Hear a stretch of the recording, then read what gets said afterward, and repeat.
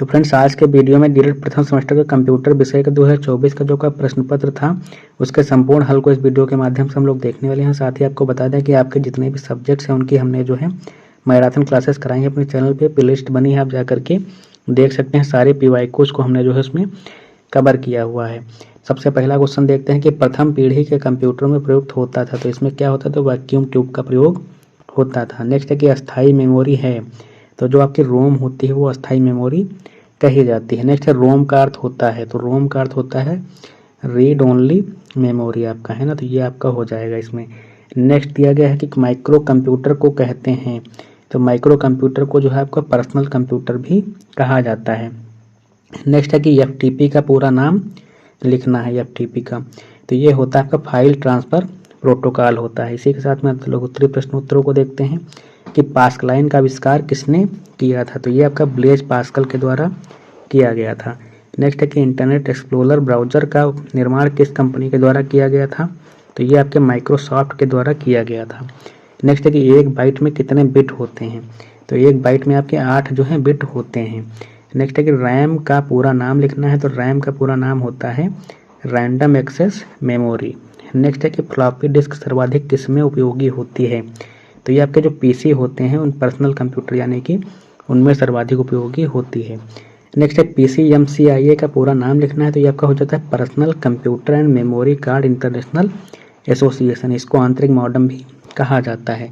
इसी प्रकार से लघुत्तरीय प्रश्नोत्तरों को देख लेते हैं कि कंप्यूटर के अनुप्रयोग एवं उपयोगिता पर प्रकाश डालना है, तो कंप्यूटर के बहुत सारे उपयोग अनुप्रयोग होते हैं, जैसे कि आपका इसका व्यापारिक क्षेत्र में काफ़ी उपयोग होता है ना, बैंकिंग के क्षेत्र में, शिक्षा के क्षेत्र में, खेल और मनोरंजन के क्षेत्र में, इंटरनेट और इंटरनेट के क्षेत्र में, शिक्षा प्रशासन के क्षेत्र में, विज्ञान के क्षेत्र में, मेडिकल विज्ञान के क्षेत्र में, मौसम विज्ञान के क्षेत्र में। इस प्रकार से आप इसके सारा जो है लिख सकते हैं ना, और इसके एक्सप्लेनेशन को आप जो है पाँच करके पढ़ लीजिएगा या फिर पीडीएफ से जो है पढ़ सकते हैं। और पीडीएफ के लिए जो टेलीग्राम चैनल को ज्वाइन कर लीजिए, जिसकी लिंक जो है डिस्क्रिप्शन और कमेंट बॉक्स में हमने दे रखी है, वहाँ पे आपको जो है टेलीग्राम चैनल पे पीडीएफ इसका फुल मिल जाएगा। नेक्स्ट है कि कंप्यूटर की कोई 3 निवेश युक्तियाँ यानी कि इनपुट डिवाइसेस का नाम उल्लेख करना है ना, तो ये आपका कुंजी पटल यानी कि कीबोर्ड हो गया। कुंजी पटल एक टाइपराइटर के समान कुंजियों वाला एक उपकरण है। इसमें कुंजियों की संख्या टाइपराइटर से अधिक होती है। सामान्यतः 101 कुंजी वाले प्रारूप का प्रयोग करते हैं। इनको जो है 3 श्रेणियों में बांटा गया है कुंजियों को, है ना, तो एक आपके अल्फा न्यूमेरिक कीज होती हैं, एक न्यूमेरिक होती हैं और एक फंक्शन कीज होती हैं इसमें। और एक आपका माउस हो गया, माउस के बारे में आप सभी जानते हैं। एक लाइट पेन भी होता है, तो इसको भी जो है एक्सप्लेन जो है आप देख सकते हैं इसका। नेक्स्ट है कि ईमेल से आप क्या समझते हैं, विस्तार पूर्वक इसको बताना है।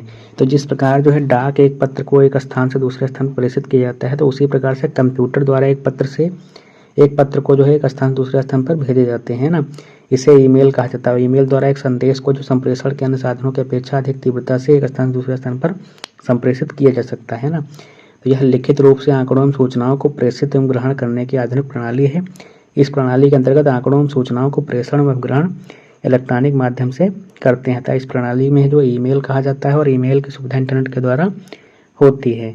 नेक्स्ट है कि फैक्स का अर्थ बताते हुए इसकी विशेषताओं पर प्रकाश डालना है। तो फैक्स जो है अंग्रेजी के फेसमिली शब्द से बना है, और फेसमिली शब्द जो है लैटिन भाषा से संबंधित है। और फैक्स का अभिप्राय बनाना होता है, और सिमिली का जो है अर्थ आपका होता है उसी के समान। अर्थात शब्दों में कह सकते हैं कि फैक्स द्वारा मूल प्रति की छाया प्रति दूसरे छोर पर तत्काल उपलब्ध कराना है ना। तो फैक्स सूचना प्रौद्योगिकी के एक महत्वपूर्ण उपलब्ध है। इसमें ग्राफ, चार्ट, हस्तलिखित मुद्रित सामग्री को टेलीफोन नेटवर्क के माध्यम से एक स्थान दूसरे स्थान पर मूल प्रति की फोटोकॉपी के स्वरूप को भेजा जाता है, और कुछ ही सेकंडों में टाइप की हुई हस्तलिखित संदेश को अधिकाधिक मात्रा को एक स्थान से दूसरे स्थान पर भेजना संभव हो पाता है। नेक्स्ट है कि परिचालन प्रणाली की संरचना में कौन कौन से अवयव समाहित होते हैं, यानी कि ऑपरेटिंग सिस्टम आपका, है ना। तो ऑपरेटिंग सिस्टम सॉफ्टवेयर का एक प्रकार है जो कि किसी कंप्यूटर प्रणाली के सफल संचालन हेतु एक प्रबंधन का कार्य करता है तथा यह सुनिश्चित करता है कि समस्त प्रकार की प्रक्रियाओं का क्रियान्वयन उचित प्रकार से हो रहा है। इसकी परिभाषा यहाँ से देख सकते हैं। और ऑपरेटिंग सिस्टम जो है विभिन्न आगत, इनपुट और आउटपुट इकाई केंद्रीय यानी कि सीपीयू और भंडारण इकाई की विभिन्न क्रियाओं पर नियंत्रण रखता है, इस प्रकार से, है ना। इसका कार्य जो होता है कि प्रक्रिया प्रबंधन, स्मृति प्रबंधन और आगत निर्गत प्रबंधन और फाइल प्रबंधन करना इत्यादि जो है इसके कार्य के अंतर्गत आता है। नेक्स्ट है कि सिस्टम सॉफ्टवेयर क्या है या कितने प्रकार के होते हैं। तो सिस्टम सॉफ्टवेयर जो होते हैं आपके 2 प्रकार के होते हैं। और सिस्टम सॉफ्टवेयर क्या है, तो आपका सिस्टम सॉफ्टवेयर प्रोग्रामों के उस समूह को कहते हैं जो कंप्यूटर को चलाने, उसकी देखभाल करने तथा उस पर नियंत्रण रखने का कार्य करता है। यह कंप्यूटर के साथ ही निर्माता द्वारा उपलब्ध कराया जाता है। तो ये प्रकार इसके अगर देखेंगे तो ये आपका जो है परिचालन यानी कि ऑपरेटिंग सिस्टम, लैंग्वेज ट्रांसलेटर और जो यूटिलिटी प्रोग्राम्स जो होते हैं इसके प्रकारों के अंतर्गत आते हैं। दूसरा आपका जो है सॉफ्टवेयर का प्रकार होता है एप्लीकेशन सॉफ्टवेयर। तो एप्लीकेशन सॉफ्टवेयर वो होते हैं जो प्रयोगकर्ता द्वारा स्वयं की आवश्यकताओं को पूरा करने के लिए लिखे जाते हैं ना, उन्हें एप्लीकेशन सॉफ्टवेयर ही कहा जाता है। जैसे कि आपका MS वर्ड हो गया, MS Excel, MS PowerPoint और फोटोशॉप इत्यादि इसके जो है एग्जाम्पल होते हैं। नेक्स्ट है कि डाटा सुरक्षा के चरण के बारे में बताइए। तो डाटा सुरक्षा यानी कि डाटा को किस प्रकार से हम सुरक्षित कर सकते हैं। तो इसके कई सारे चरण होते हैं कि डाटा सुरक्षा का अर्थ यानी कि डाटा को अनधिकृत पहुंच, परिवर्तन या नष्ट होने से सुरक्षित रखना। इसके लिए जो है कई चरण अपनाए जाते हैं। जैसे कि डाटा की पहचान सबसे पहले करेंगे, फिर डाटा का वर्गीकरण करेंगे, है ना, और उसके बाद जो है एक्सेस कंट्रोल करेंगे उस पर, फिर इंक्रिप्शन यानी कि रूप में बदल दिया जाता है ताकि कोई अनधिकृत व्यक्ति उसे पढ़ ना सके डाटा को कोड में, है ना।